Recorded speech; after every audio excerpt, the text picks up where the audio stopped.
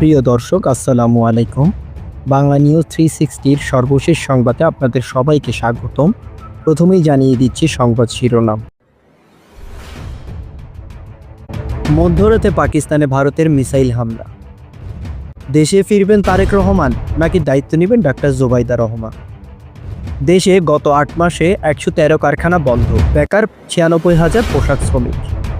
এতক্ষণ শুনছিলেন সংবাদ শিরোনাম, এখন বিস্তারিত।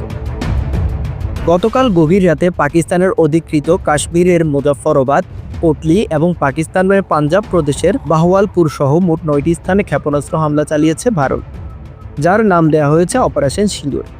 এই হামলায় এক শিশুসহ 3 জন নিহত এবং 12 জন আহত হয়েছে বলে জানিয়েছে পাকিস্তান। কাশ্মীরের পেহেলগাম ঘটনার হামলায় এই দুই দেশের মধ্যে বৈরী আবহাওয়া বিরাজ করছিল বেশ কিছুদিন ধরে। এই ঘটনার জেরে এই হামলা হয়েছে। প্রতিউত্তরে ভারতের 5টি যুদ্ধবিমান ভূপাতিত করার পাশাপাশি একটি ড্রোন ও ব্রিগেড সদর দপ্তর ধ্বংসেরও দাবি করেছে পাকিস্তান। এই ঘটনার নিন্দা জানিয়েছেন মার্কিন প্রেসিডেন্ট ডোনাল্ড ট্রাম্প ও জাতিসংঘের মহাসচিব।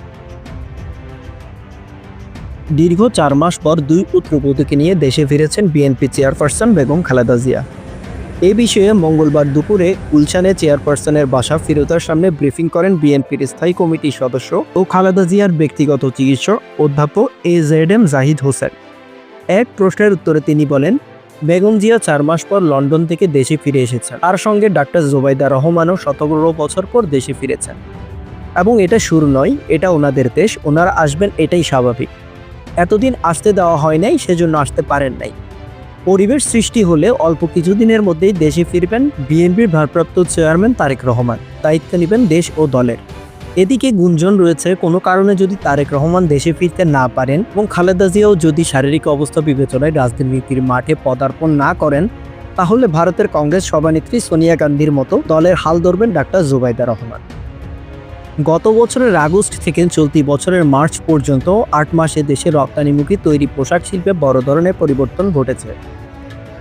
বাংলাদেশ গার্মেন্টস প্রস্তুত ও রপ্তানিকারক সমিতি BGMEA এবং শিল্প পুলিশের তথ্য অনুযায়ী এই সময়ের মধ্যে বন্ধ হয়ে গেছে 113টি কারখানা। এর ফলে চাকরি হারিয়েছেন প্রায় 96,104 জন শ্রমিক। মালিকপক্ষ বলছে, কারখানা খোলা ও বন্ধ হওয়া শিল্প খাতের জন্য স্বাভাবিক প্রক্রিয়া, তবে শ্রমিকদের জন্য এটি বড় একটি ধাক্কা। শিল্প পুলিশ 4-এর তথ্য অনুযায়ী শুধু গাজীপুরে গত 8 মাসে বন্ধ হয়ে গিয়েছে 54টি কারখানা। এই কারখানাগুলিতে কাজ করতেন প্রায় 45,732 জন শ্রমিক।